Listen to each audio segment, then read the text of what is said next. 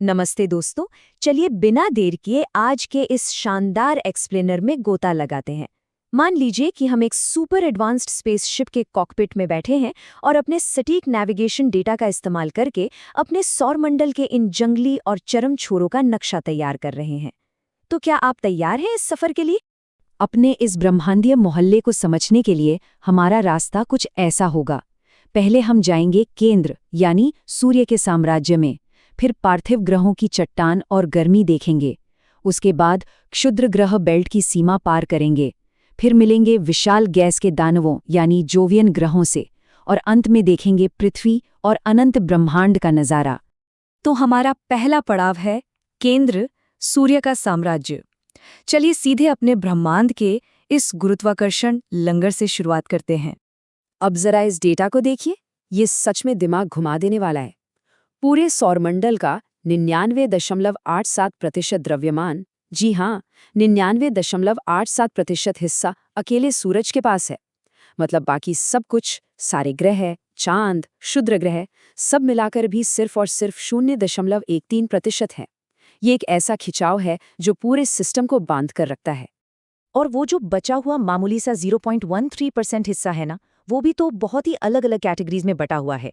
एक तरफ है हमारे पार्थिव ग्रह जो छोटे हैं, चट्टानी हैं और सूरज के करीब हैं, और दूसरी तरफ है जोवियन ग्रह जो सूरज से दूर मौजूद विशालकाय गैस के दानव हैं। अब सूरज की ही बात करें तो ये कोई मामूली आग का गोला नहीं है। ये हाइड्रोजन और हीलियम से चलने वाला एक जीता जागता, खुद रोशनी पैदा करने वाला न्यूक्लियर इंजन है। और इसका साइज इतना विशाल कि आप इसके व्यास के आर पार एक लाइन में 109 पृथ्वियां खड़ी कर सकते हैं। जरा सोचिए। और इस इंजन की गर्मी का तो आप अंदाजा भी नहीं लगा सकते। इसकी बाहरी सतह, जिसे हम क्रोमोस्फेयर कहते हैं, वहां तापमान 6000 डिग्री सेल्सियस है।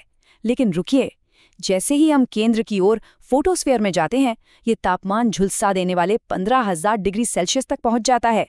बिल्कुल उबलता हुआ नर्क। खैर, सूरज के इस भयंकर खिंचाव और गर्मी से दूर जाने के लिए अपने थ्रस्टर्स ऑन करते हैं और आगे बढ़ते हैं सेक्शन 2 की तरफ। पार्थिव ग्रह, चट्टान और गर्मी का इलाका। जैसे ही हम सूरज से दूर निकलते हैं, सबसे पहले आता है गड्ढों से भरा बुध ग्रह, जिसका कोर एकदम ठोस लोहे का है। लेकिन असली सरप्राइज तो हमें शुक्र यानी वीनस पर मिलता है। लॉजिक के हिसाब से बुध को सबसे गर्म होना चाहिए, राइट? लेकिन नहीं, शुक्र आग से ज्यादा दूर होने के बावजूद हमारे सौरमंडल का सबसे गर्म ग्रह है। तो ऐसा क्यों है? इस पहेली का जवाब है ये नंबर 97%। शुक्र ग्रह का वायुमंडल 97% कार्बन डाइऑक्साइड से बना है। ये एक ऐसा मोटा कंबल है जो गर्मी को अंदर तो आने देता है लेकिन बाहर नहीं जाने देता। एक जानलेवा ग्रीनहाउस इफेक्ट जो इसे एक धधकते हुए तंदूर में बदल देता है। उस भयंकर गर्मी से बचकर हम आखिरकार अपने घर पहुंचते हैं, पृथ्वी। लगभग 71% पानी से ढका हुआ एक खूबसूरत नीला मोती। लेकिन इसके ठीक बगल में है हमारा बंजर चांद। चांद का गुरुत्वाकर्षण इतना कमजोर है कि सौर हवाओं ने इसके वायुमंडल को कपका उड़ा दिया, जिस वजह से इसका तापमान दिन में उबलता है और रात में एकदम जम जाता है। पृथ्वी के सेफ जोन को पीछे छोड़ते हुए हम पहुंचते हैं मंगल ग्रह पर।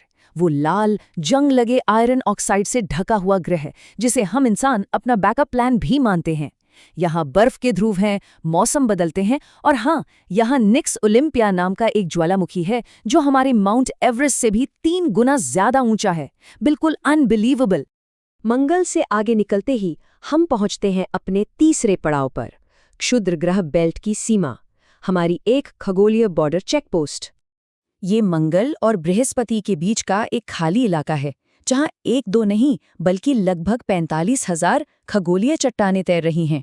और पता है, इसमें वेस्टा नाम का एक एस्टेरॉयड इतना विशाल है कि आप उसे पृथ्वी से बिना किसी दूरबीन के ही नंगी आंखों से देख सकते हैं। इन चट्टानों के बीच से बचते बचाते अब हम एंट्री मारते हैं सेक्शन 4 में, जोवियन ग्रह, विशाल गैस के दानव। एक ऐसा साम्राज्य जो बेहद अंधेरा और ठंडा है। यहाँ सबसे पहले हमारा स्वागत करता है बृहस्पति। ये मीथेन और अमोनिया गैस का एक उबलता हुआ महासागर है जो पृथ्वी से 11 गुना ज्यादा भारी है। और एक दिलचस्प बात बताऊं, इसका अक्षीय झुकाव सिर्फ 1 डिग्री है, जिसका सीधा सा मतलब है कि इस विशाल ग्रह पर मौसम कभी नहीं बदलता। बृहस्पति के पार आता है वो खूबसूरत छल्लों वाला ग्रह शनि। लेकिन इसके साथ फिजिक्स का एक बहुत ही अजीब विरोधाभास जुड़ा है। इसका घनत्व सिर्फ 0.68 ग्राम प्रति घन सेंटीमीटर है। आसान भाषा में समझें तो अगर पूरे ब्रह्मांड में कोई इतना बड़ा बाथटब मिल जाए जिसमें शनि समा सके, तो ये भारी भरकम ग्रह उसमें डूबेगा नहीं, बल्कि एक रबर डक की तरह पानी पर तैरने लगेगा।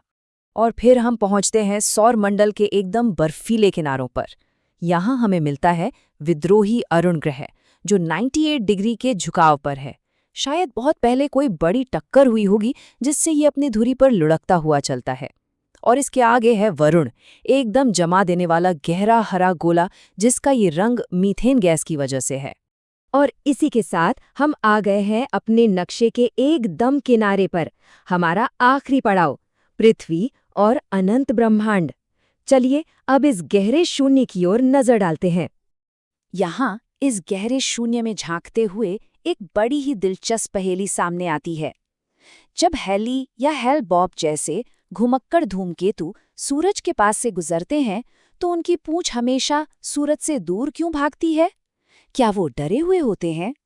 इसका जवाब किसी डर में नहीं, बल्कि सौर हवाओं में छिपा है। सूरज से निकलने वाला रेडिएशन और हवाएं इतनी ताकतवर होती हैं कि वो धूमकेतु की बर्फ और गैस के हल्के कणों को पीछे की तरफ धकेल देती हैं, बिल्कुल वैसे ही जैसे कोई झंडा तेज हवा में फड़फड़ाता है।